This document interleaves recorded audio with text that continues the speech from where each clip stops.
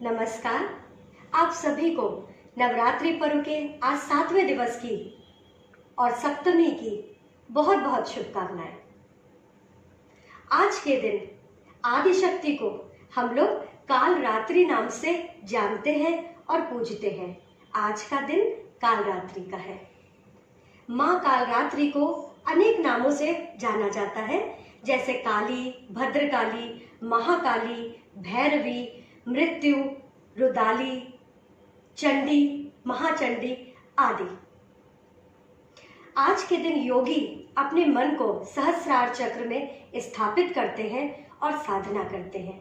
ऐसा माना जाता है कि ब्रह्मांड की समस्त सिद्धियां आज के दिन खुल जाती हैं और साधक को उसको मनोवांछित जितनी भी सिद्धियां होती हैं प्राप्त होती हैं। स्कंद पुराण और शिव पुराण में एक कथा इसी संदर्भ में प्राप्त होती है कि माँ आदिशक्ति का नाम काल रात्रि कैसे पड़ा। कहा जाता है कि शुंभ निशुंभ के सेनापति, जब शुंभ निशुंभ का वध हो गया तो उनके सेनापति रक्त बीज ने देवलोक में जाकर के देवताओं पर आक्रमण कर दिया। चूंकि उनको ये आशीर्वाद वरदान प्राप्त था कि जहां जहां उस रक्त बीज की बूंदें पृथ्वी पर गिरेंगी वहां से उतने ही रक्त बीज पैदा हो जाएंगे, तो देवताओं के लिए रक्त बीज को हराना लगभग असंभव सा हो गया। तब वे सभी मिलकर शिव के दरबार में गए और उनकी आराधना की कि हे स्वामी, हे शिव महाराज, हे आदिदेव शिव, हमारी रक्षा कीजिए। तब शिव माँ पार्वती के पास गए और उनको प्रेरित किया कि माँ पार्वती चंडी का रूप धारण करें और रक्त बीज का नाश करें। तब माँ ने शिव की प्रेरणा से रक्त बीज का नाश करने के लिए कालरात्रि का ही रूप धारण किया और वो उसको मारने के लिए निकल पड़े। लेकिन वो ज्यों ज्यों उसको मारती जाती, वहाँ जहाँ जहाँ उसकी रक्त की बूंदें गिरती और वहीं से अनेक नए रक्त बीज पैदा हो जाते। ठीक वैसे ही जैसे मनुष्य के मन में क्राम, क्रोध, मद, लोभ, लालच, मोह, माया इत्यादि एक एक बीज करके पैदा हो जाते हैं और उनको मारने के लिए हमें भी स्वयं काल रात्रि का ही रूप धारण करना पड़ता है और उन सभी असुर रूपी मोह माया का नाश करना पड़ता है। तो माँ ने उन सभी को मारने के लिए युक्ति लगाई, साधना लगाई और रक्त बीज को मार के उसके रक्त का माँ पान करने लगी, रक्त का भक्षण करने लगी। तब वो रक्त बीज पर विजय पा सकी और उन्होंने रक्त बीज को मारा, उसका संहार किया। लेकिन वो उस चंडी रूप में संहार करने के बाद जो सामने आता था उसका संहार करने लगती थी। यह देखकर सारे लोग, सभी देवता आश्चर्य में पड़ गए, डर गए, भयभीत हो गए।